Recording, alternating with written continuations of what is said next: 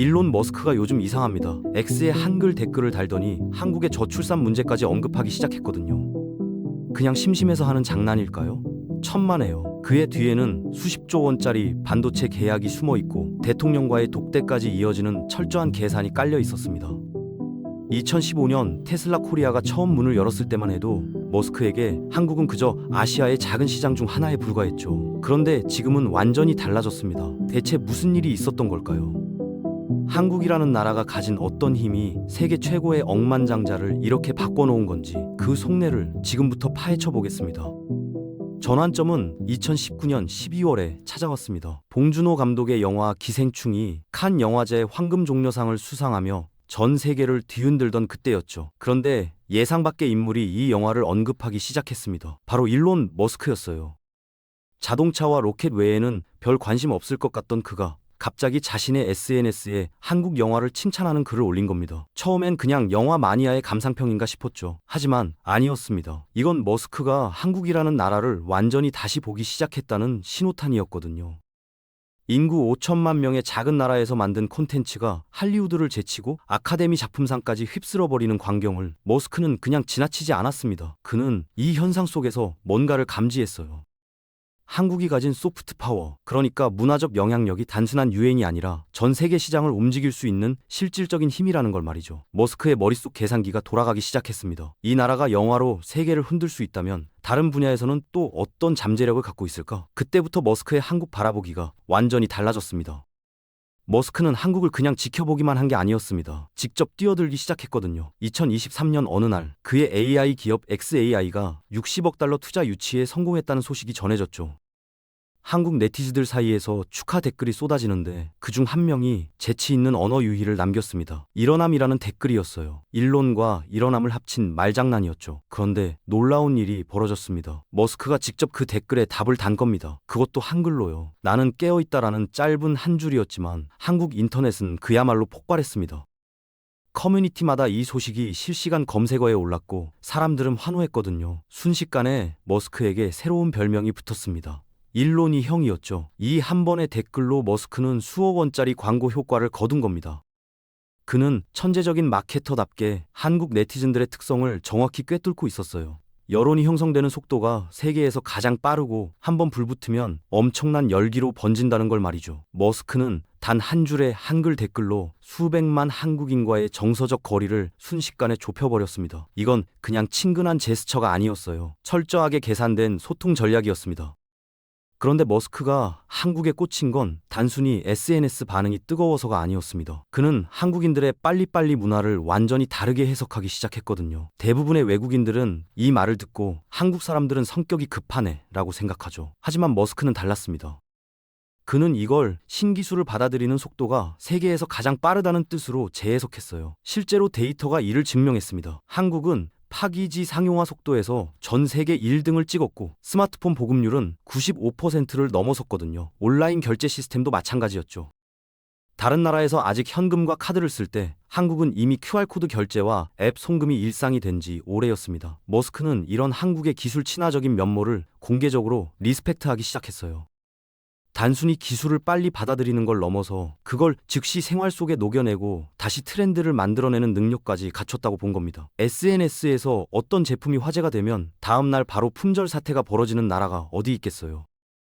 머스크 입장에서 보면 한국은 신제품 테스트 베드로서 최적의 시장이었던 겁니다. 그래서 그의 한글 댓글이 단순한 팬 서비스가 아니었다는 거죠. 가장 빠르고 가장 트렌디하고 가장 열광적으로 반응하는 소비자 집단과 깊은 유대감을 형성하려는 치밀한 전략이었습니다. 하지만 머스크가 한국을 정말 중요하게 여기는 가장 현실적인 이유는 따로 있었습니다. 바로 돈이었죠. 그것도 엄청난 규모의 돈 말입니다. 서학개미라는 말 들어보셨죠? 미국 주식에 투자하는 한국 개인 투자자들을 부르는 말인데요. 이들이 테슬라 주식을 얼마나 사모았는지 아세요? 재작년 7월 기준으로 약 146달, 우리 돈으로 환산하면 무려 20조 원에 달했습니다. 엔비디아를 제치고 한국인이 가장 많이 보유한 해외 주식 1위가 바로 테슬라였던 겁니다. 20조 원이라는 숫자가 얼마나 큰지 감이 안 오시죠? 이건 웬만한 중소국가의 1년 국방 예산보다 큰 금액입니다. 한국은 그저 전기차를 팔아먹는 소비 시장이 아니었어요. 테슬라라는 회사의 주가를 지탱해주는 핵심 파트너 국가였던 겁니다. 머스크도 이걸 정확히 알고 있었죠. 그래서 그는 SNS를 통해 공개적으로 말했습니다. 한국 투자자들은 정말 똑똑하다고요. 립서비스가 아니었어요. 진심 어린 감사였습니다. 전 세계 수많은 투자자들 중에서 유독 한국인들을 콕 집어 칭찬한 이유가 바로 여기 있었던 겁니다. 한국 개미들은 테슬라의 기업 가치를 믿고 묵묵히 지지해주는 든든한 우군이었거든요. 머스크 입장에서 이들은 그냥 고객이 아니라 자신의 비전을 함께 만들어가는 동지였던 셈이죠. 그런데 한국 투자자들의 진짜 가치는 위기 상황에서 더욱 빛을 발했습니다. 주식시장에는 공포 매도라는 게 있죠. 주가가 떨어지기 시작하면 투자자들이 겁을 먹고 앞다투어 팔아치우는 현상 말입니다. 그런데 한국 개미들은 달랐어요. 테슬라 주가가 폭락할 때마다 이들은 오히려 지갑을 열었습니다. 지금이 기회다라며 저가 매수에 나선 거죠. 전기차 시장에 캐즘 공포라는 게 번졌던 적이 있습니다. 초기 얼리어답터들의 구매는 끝났고 이제 대중시장으로 넘어가야 하는데 그 벽을 못 넘을 거라는 두려움이었죠. 전 세계 전기차 판매가 주춤하기 시작했습니다. 그런데 딱 그 시기에 한국에서는 정반대 현상이 벌어졌어요. 작년 테슬라 코리아의 판매량이 전년 대비 100% 이상 증가한 겁니다. 특히 모델 Y는 거의 170%에 가까운 성장률을 기록했죠. 다른 나라들이 전기차에서 발을 빼고 있을 때 한국인들은 오히려 더 많이 샀다는 겁니다. 이게 얼마나 놀라운 일인지 아세요? 머스크 입장에서 보면 한국은 이중 방어막이었던 셈입니다. 주가가 떨어지면 주식을 사주고 판매가 안 되면 차를 사주는 나라였거든요. 위기를 기회로 바꿔주고 주가 방어와 실제 매출을 동시에 책임져주는 곳이었던 거죠. 머스크가 한국을 피해 동맹처럼 여기게 된 건 바로 이 때문이었습니다. 투자와 구매만으로는 설명이 안 됩니다. 머스크는 한 발 더 나아갔거든요. 2022년 12월 윤석열 대통령과의 화상 면담에서 그는 폭탄 발언을 했습니다. 한국을 아시아 기가 팩토리의 최우선 투자 후보지 중 하나로 검토하고 있다는 거였죠. 기가 팩토리가 뭔지 아시죠? 테슬라의 심장이라고 할 수 있는 핵심 생산 거점입니다. 전 세계에 딱 몇 개밖에 없는 그 공장을 한국에 지을 수도 있다는 얘기였어요. 이것만으로도 충분히 놀라운데 진짜 충격은 그 다음에 나왔습니다. 머스크가 입을 열었어요. 내년 한 해에만 한국 기업의 부품을 100억 달 이상 구매하겠다. 100억 달면 우리 돈으로 약 13조 원입니다. 1년에요, 1년. 이게 어떤 의미인지 아세요? 그냥 한국 기업 제품 좀 사줄게라는 게 아니었어요. 당신들 없이는 내 회사가 못 굴러간다는 선언이었습니다.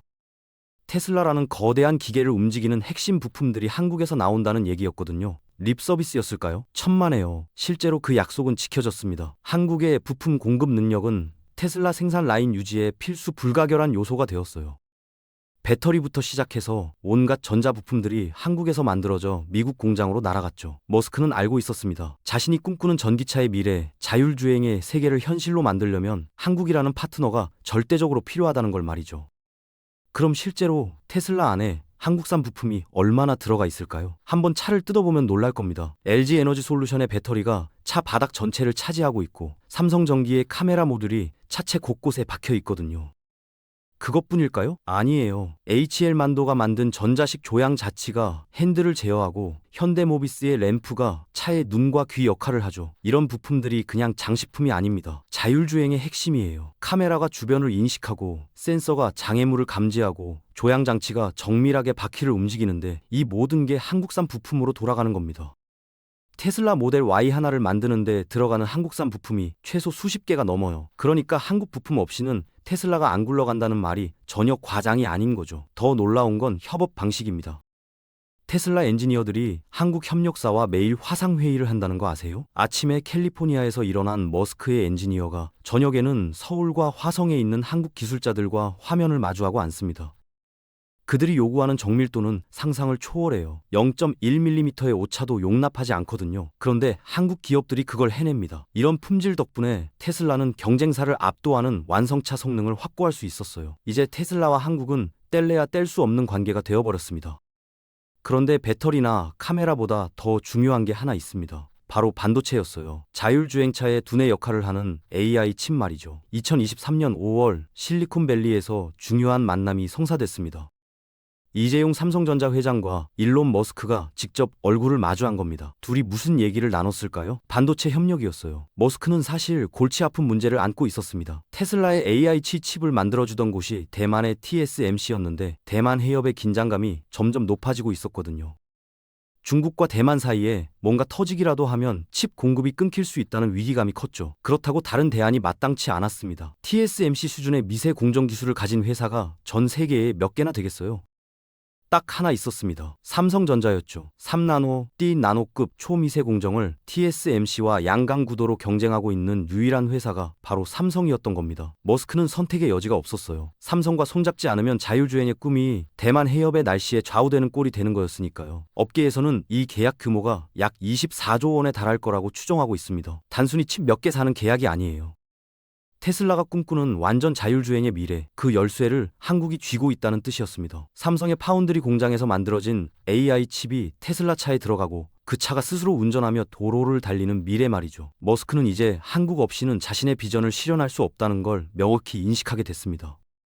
흥미로운 건 머스크만 이런 게 아니라는 겁니다. 요즘 글로벌 빅테크 CEO들이 줄줄이 한국에 러브콜을 보내고 있거든요. 엔비디아의 젠슨 황 CEO를 보세요. 이 사람은 한국에 올 때마다 삼성과 SK 하이닉스를 꼭 들릅니다. 왜일까요? HBM 때문이에요. 고대 역폭 메모리라는 건데 AI 칩의 성능을 좌우하는 핵심 부품이죠. 그런데 이 HBM 시장을 전 세계에서 딱 두 회사가 장악하고 있어요. 삼성과 SK 하이닉스입니다. 젠슨 황이 아무리 천재적인 GPU를 설계해도 한국산 HBM이 없으면 그냥 쓸모없는 칩덩어리가 되는 거예요. 그래서 그는 공개적으로 말합니다. 한국 기업과의 협력은 선택이 아니라 필수다라고요. 오픈 AI의 샘 알트먼도 마찬가지였어요. 챗GPT를 만든 그 사람 말입니다. 한국을 방문해서 AI 반도체 동맹을 제안했죠. 자기들이 소프트웨어를 만들 테니 한국이 하드웨어를 책임져라는 거였습니다. 넷플릭스의 테드 서렌도스는 또 어떻습니까? 4년간 한국 콘텐츠에 3조 3천억 원을 투자하겠다고 선언했어요. 오징어 게임 하나가 전 세계 1억 가구를 넷플릭스에 끌어들였으니까요. 이들 모두가 한국을 보는 시각이 같습니다. 최고의 기술력과 까다로운 소비자, 그리고 빠른 트렌드 전환 속도를 동시에 갖춘 유일한 테스트 베드라는 거죠. 실리콘밸리에선 이런 말이 공식처럼 통합니다. 한국 시장에서 통하면 전 세계에서 통한다. 그래서 한국은 이제 글로벌 빅테크들의 필수 경유지가 되어버렸습니다.